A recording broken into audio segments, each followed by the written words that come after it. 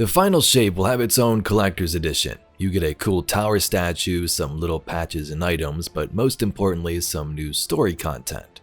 These editions usually have some great insight, and we get a sneak peek at what this next one has to offer. Eido analyzes information about the pyramid chips and members from the Witness's original species, their thoughts, and what the final shape in the beginning may have looked like. Let's take a look.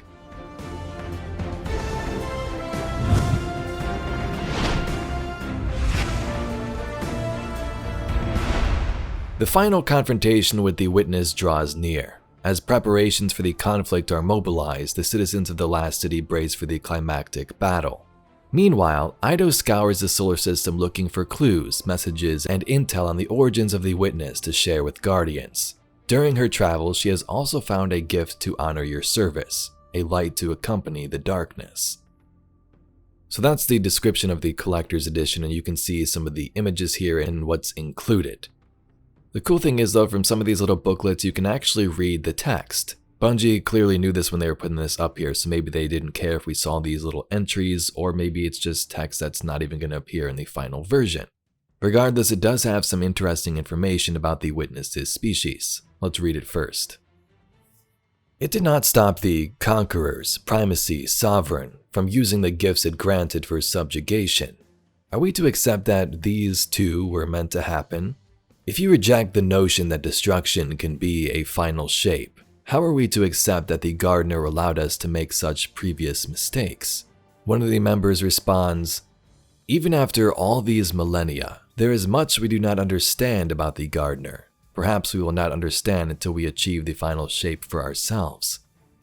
And when we have reached the final shape, will it all make sense? Will we all be able to live in a universe where people act as they have always acted, for the self-evident good? Where evil does not exist because we do not allow it, where all are aligned without suffering or doubt. This isn't like you, my friend. I am coming to see you. All will be well." Transcription ends. Eido's notes say this about that. The final shape is no longer described with a semantic cluster, but HNW and RS continue to use that structure to describe other concepts, potentially reflective of semantic narrowing. Given the terminology, this consensus might have been some sort of governing body or a source of philosophical guidance. From the context, some sort of computational assistant? There appears to be some sort of etymological overlap with the names of Vex mines, something to investigate later perhaps. My cross-checks for the identification code in Scribe Archive proved quite fruitful. The trail of data crumbs led me to the databank retrieved from the rain ship originally downed on Mercury. The Saint and Osiris were kind enough to share it with me, along with a pot of tea. Our conversation was most illuminating. I understand that Mercury was a scorched wasteland before the Great Machine's arrival. When it had finished, humans could walk unprotected on its surface.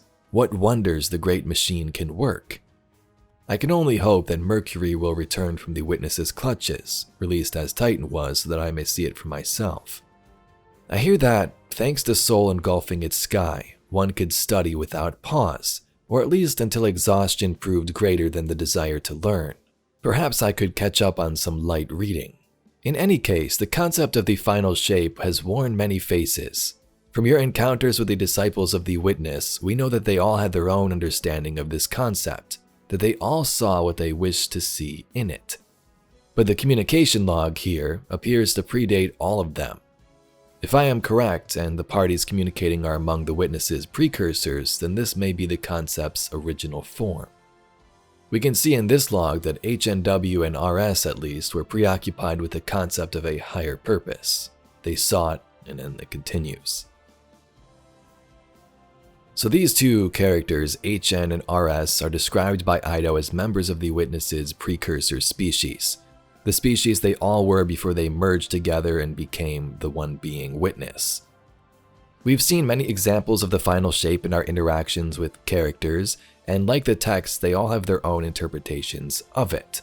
From the cave card, an unknown disciple said this: "There is conflict in me, O Witness, that unsettles your weapon, myself. Why is it that you allow flawed understandings of your great work to persist in all those who serve you, even in your disciples?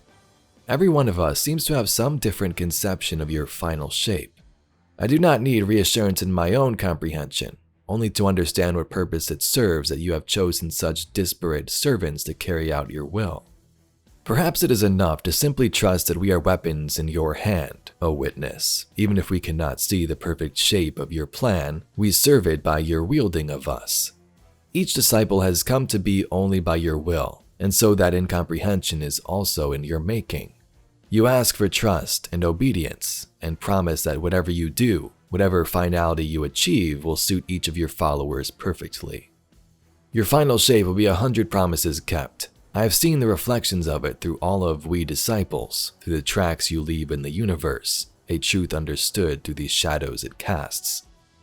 There, I have resolved the conflict within my thoughts, and I am at peace again. Once more, I am only your violence and nothing more.